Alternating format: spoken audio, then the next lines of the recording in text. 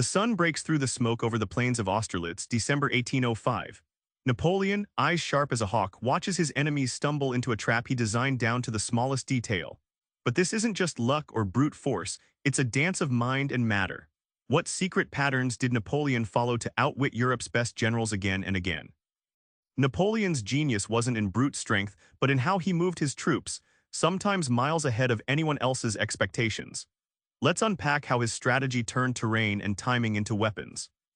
In October 1805, Napoleon executed a breathtaking maneuver at Ulm. Instead of hitting the Austrian army head-on, he marched around 100,000 men across the Black Forest, cutting off their retreat routes. The enemy, trapped and bewildered, surrendered without a fight, saving France bloodshed and time. Think of Napoleon's operational maneuvers like a symphony conductor guiding instruments. He orchestrated multiple corps moving independently but converging precisely, adapting tempo and rhythm to the battlefield's shifting demands. This flexibility allowed him to mass force right where it was needed, striking with the power of a thunderclap. This method dismantled foes' plans before battles even began by sowing confusion and fear. Napoleon's enemies often found themselves reacting, never initiating, caught in a fog of uncertainty, a mental paralysis as lethal as any musket's shot. Napoleon claimed he never planned rigidly, yet every campaign echoed a distinct method. Let's peek under the hood of his mind to see the genius logic fueling his battlefield art. At the Battle of Marengo in 1800, Napoleon faced a nearly complete defeat by Austrian forces right before sunset.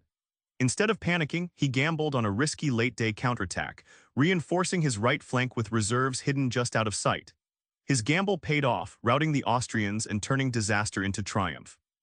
Napoleon thrived in uncertainty, deliberately injecting confusion like a master illusionist. He used secrecy, forced rapid movements, and false information to keep enemies guessing, like a poker player hiding his best hand until the very last moment. This improvisation wasn't chaos but calculated flexibility, like jazz musicians riffing on a theme, adjusting instantly to what the enemy showed. It meant Napoleon's battle plans had a core structure, but allowed creative adaptations that kept foes perpetually off balance. Napoleon didn't just move armies, he moved men and minds. Understanding his opponents and inspiring his own troops was part of the game. Here's how the human factor became his unexpected edge. At Austerlitz, Napoleon famously inspired his weary troops with fiery speeches, reminding them they weren't just fighting but making history. His presence on the field was magnetic. Soldiers fought harder, fueled by a leader who believed in destiny as much as strategy. He studied his enemies, habits, and personalities like a grandmaster studies opponents, moves weeks ahead, anticipating hesitation or rashness. Against the Allied monarchs who underestimated him, this insight allowed quick exploitation of their psychological weaknesses. When the Russian and Austrian armies faltered in morale on that frozen morning at Austerlitz, Napoleon didn't just press an attack.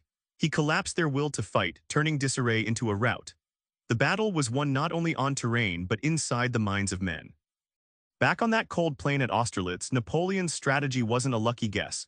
It was a masterclass in moving men and minds with precision. His campaigns teach us to look beyond blunt force, embracing agility, insight, and inspired leadership. Next time you're caught in complexity, remember, instead of brute forcing your way, improvise with clear principles. Try spotting patterns before diving in, it could change your whole game. Subscribe for more book summaries like this one.